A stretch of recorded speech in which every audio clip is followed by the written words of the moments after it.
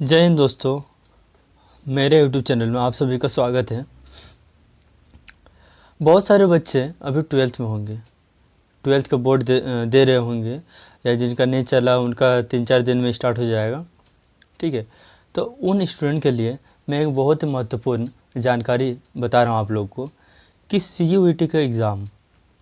CUET क्या है ना? CUET एक एंट्रेंस टेस्ट है जिसके तहत आप लोग यूनिवर्सिटी में, सेंट्रल यूनिवर्सिटी में, स्टेट के टॉप यूनिवर्सिटीज़ में आप दाखिला ले सकते हैं। ठीक है, जैसे टॉप यूनिवर्सिटी में आ गया Delhi university, Jawaharlal Nehru university, Banaras Hindu university, Aligarh Muslim university, ये सारी यूनिवर्सिटीज़ में आप एडमिशन ले सकते हैं। ठीक है,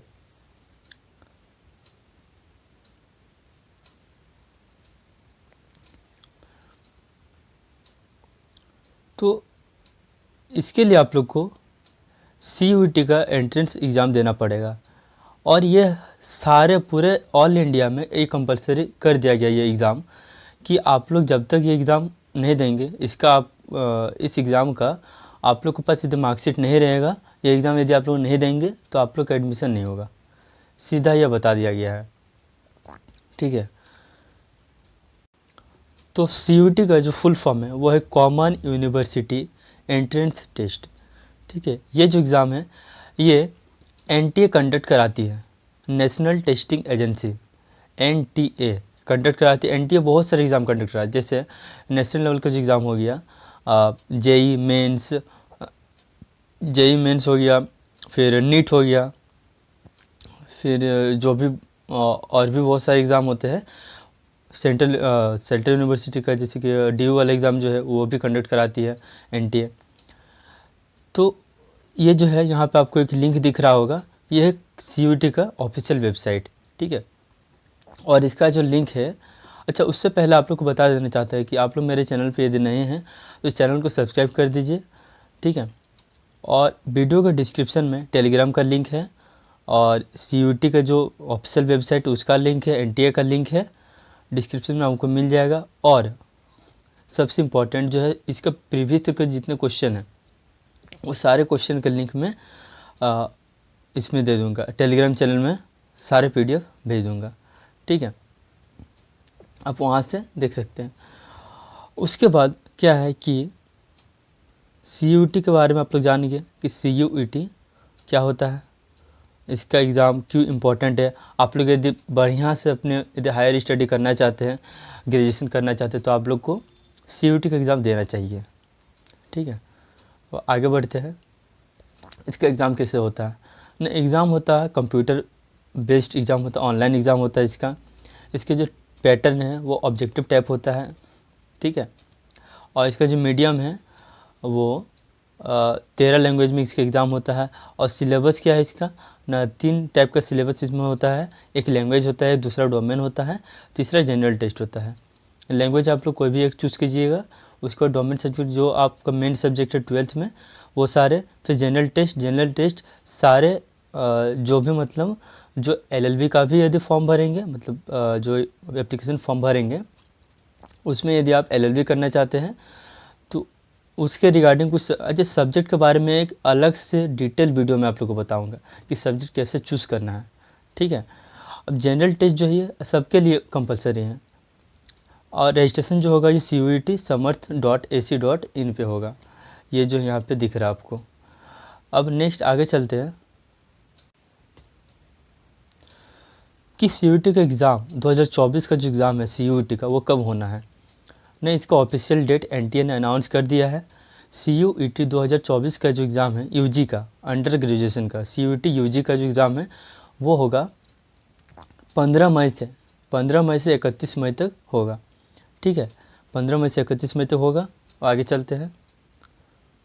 इसका एलिजिबिलिटी क्राइटेरिया क्या है ना? जो भी स्टूडेंट क्लास 12th अपियरिंग है या क्लास 12th जो है पास आउट हो गए हैं वो सारे बच्चे दे सकते हैं।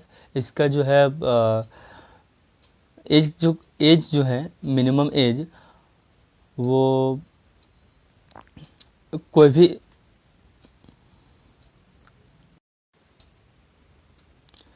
CUET 2024 का जो एलिजिबिलिटी क्राइटेरिया है, मतलब कौन कौन सा बच्चे एग्ज़ाम दे सकते हैं, तो पहला जो है कि आपको 12th पास होना चाहिए, या 12th में यदि आप है तो 12th इक्विवेलेंट, मतलब 12th में हैं तो आप ये एग्ज़ाम दे सकते हैं, या 12th पास आउट है तो आप ये एग्ज़ाम दे सकते हैं। मिनिमम एलिजिबिलिटी क्राइटेरिया जो है 12th पास है, ठीक है। अब इसका जो है एज लिमिट, इसमें कोई भी एज लिमिट नहीं है, ठीक है। आप जितने भी साल के हो एग्ज़ाम दे सकते हैं। और हाँ, एक चीज़ आपको मैं इम्पॉर्टेंट जो है वो बताना चाहता हूँ कि यदि आपने एग्ज़ाम दिया, मान के चले आपने एग्ज़ाम दिया CUET का, फॉर्म भर दिया है, एग्ज़ाम भी दे दिया है, बाद में जब आपका रिज़ल्ट आता है 12th का, तो पता चलता है कि आपने एक सब्जेक्ट में बैक लग गया, ठीक है, एक सब्जेक्ट में आप क्रॉस कर गए, फेल हो गए, तो आप टेंशन मत लीजिए।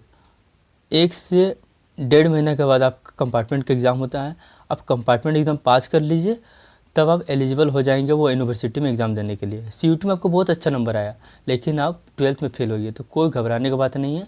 आप 12th का कंपार्टमेंट एग्ज़ाम देकर पास कर लीजिए, तब आप यूनिवर्सिटी में एंटर कर सकते हैं, बशर्ते कि जब तक काउंसलिंग चल रहा हो तब तक आपका रिज़ल्ट आ जाना चाहिए। जब एडमिशन के टाइम में, यूनिवर्सिटी के एडमिशन के टाइम में आपका रिज़ल्ट आ जाना चाहिए। यदि नहीं आया तो आपका एडमिशन कैंसिल हो जाएगा, ठीक है। तो ये बात आप लोग को ध्यान में रखना है।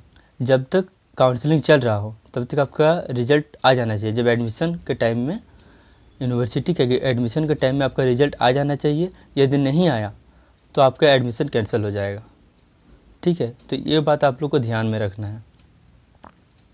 नेक्स्ट आगे चलते हैं। CUET का जो है वो फ़ीस कितना है ना, आप सब्जेक्ट कितना सब्जेक्ट आप चूज़ कीजिएगा उस हिसाब से वेरी करता फ़ीस। अप टू 3 सब्जेक्ट 750 रुपया पड़ता है, जनरल के लिए, OBC के लिए 700 रुपया, EWS के लिए भी 700 रुपया, और SC ST के लिए या थर्ड जेंडर के लिए या PWD स्टूडेंट के लिए 650 रुपया। और जो भी कैंडिडेट आउटसाइड इंडिया है में रहते हैं, मैंने देश से बाहर रहते हैं, उन लोगों के लिए 3750 रुपये पड़ेगा। और 7 सब्जेक्ट के लिए 1500 रुपये जनरल के लिए, OBC NCL EWS के लिए 1400, ST SC PWD के लिए 1300 रुपया, और आउटसाइड के लिए, इंडिया आउटसाइड के लिए 7500 रुपया। इस तरह 10 सब्जेक्ट के लिए ये सारा जो है फीस स्ट्रक्चर है, ठीक है। अब जानते हैं कि डॉक्यूमेंट क्या क्या रिक्वायर है। इम्पॉर्टेंट डॉक्यूमेंट्स CUET 2024 के लिए, पहला जो डॉक्यूमेंट्स वो है फ़ोटोग्राफ। पासपोर्ट साइज़ का फ़ोटोग्राफ होना चाहिए आपके पास, रिसेंट जो खींचा हुआ है, ठीक है, रिसेंटली जो आपने खिंचवाया फ़ोटो वो होना चाहिए, एकदम क्लियर नज़र आना चाहिए। 80% जो फेस है वो क्लियरली दिखना चाहिए। मास्क लगा के फ़ोटो नहीं खिंचा सकते, ठीक है। और वाइट बैकग्राउंड में होना चाहिए फ़ोटो। देखिए आपको स्क्रीन में दिख रहा होगा, इस तरह का बैकग्राउंड में आपको फ़ोटो होना चाहिए, ठीक है। और स्कैन चाहिए, ये नहीं कि मोबाइल से फ़ोटो खींच लिए और अपलोड कर लिए, उस तरह अपलोड होने लेगा वो, ठीक है। आप साइबर में जाके वहाँ फ़ोटो खिंचवा के वाइट बैकग्राउंड में, कलरफुल नहीं, वाइट बैकग्राउंड में चाहिए, ठीक है। नेक्स्ट जो डॉक्यूमेंट्स है वो है क्लास 10th का पासिंग सर्टिफिकेट, ठीक है। क्लास 10th का पासिंग सर्टिफिकेट आप अपलोड कर, जिसको नहीं पता पासिंग सर्टिफिकेट क्या होता है हम बता दे रहे हैं कि 10th का आप एग्ज़ाम जब देते हैं, स्कूलिंग जो स्कूल से आप दिए हैं, जो भी बोर्ड से दिए हैं, आपको 1 साल बाद वो सर्टिफिकेट आता है, पासिंग सर्टिफिकेट 1 साल बाद आता है, ठीक है। वो आप स्कूल से ले सकते हैं, यदि नहीं लिए हैं तो जो बच्चे लिए वो जानते होंगे, उसको आपको अपलोड करना है। थर्ड जो है वो है सिग्नेचर, आपको फुल सिग्नेचर आपका करना है, आपका जो भी नाम है आप फुल सिग्नेचर कीजिएगा, ठीक है। और उसके बाद जो डॉक्यूमेंट्स है वो है कैटेगरी सर्टिफिकेट। तो कैटेगरी सर्टिफिकेट जो है वो, अब यदि आप किसी कैटेगरी से आते हैं, किसी कैटेगरी से बिलोंग करते हैं, तो उस कैटेगरी का आपको सर्टिफिकेट वहाँ लगाना होगा। एक कैटेगरी सर्टिफिकेट के बारे में बता रहे हैं कि यदि आप अपने स्टेट के अंदर में, अपने राज्य के अंदर में यदि कॉलेज लेना चाहते हैं तो उसके लिए आपको आप राज्य सरकार के द्वारा जो प्रमाणित कास्ट सर्टिफिकेट जो है वो आप लगा सकते हैं। लेकिन यदि आप टॉप की यूनिवर्सिटी जो है, दिल्ली यूनिवर्सिटी, जवाहरलाल नेहरू यूनिवर्सिटी, ये सब में यदि आप अप्लाई करना चाहते हैं तो इसके लिए आपको सेंट्रल लेवल का जो डीसी लेवल का या एसडीएम लेवल का जो है कास्ट सर्टिफिकेट आपको बनवाना पड़ेगा। यदि नहीं बना है तो अभी से बनवा लीजिए, टाइम है अभी, 1 महीना के अंदर बन जाता है। ठीक है। नेक्स्ट जो है कास्ट सर्टिफिकेट में कुछ बताना चाहता हूँ कि एसटी एससी के लिए कोई भी ये नहीं है ना, आपके पास जो भी है पुराना सर्टिफिकेट, हाँ, लेकिन सेंट्रल लेवल के लिए अलग होता है कास्ट सर्टिफिकेट एसटी एससी का, और स्टेट लेवल के अलग। तो इन लोगों के लिए कभी चेंज नहीं होता कास्ट सर्टिफिकेट, ये लाइफ टाइम के लिए रहता है। और ओबीसी एनसीएल के लिए बता रहे हैं, ओबीसी एनसीएल के लिए आप लोग को टाइम टाइम पे बदलता रहता है। तो आप जो भी रिसेंटली हैं आप बनवा लीजिए। ठीक है, आप पता कर लीजिए आपका कब का है। ये बगल में दिख रहा होगा कि अगले बार अप्रैल के बाद का होना चाहिए कास्ट सर्टिफिकेट। सीयूटी ने दिया था अपने इंफॉर्मेशन बुलेटिन में कि अप्रैल के बाद का होना चाहिए, 1 अप्रैल के बाद का। तो इस साल भी आई होप यदि वैसा हुआ तो आप लोग बनवा लीजिएगा।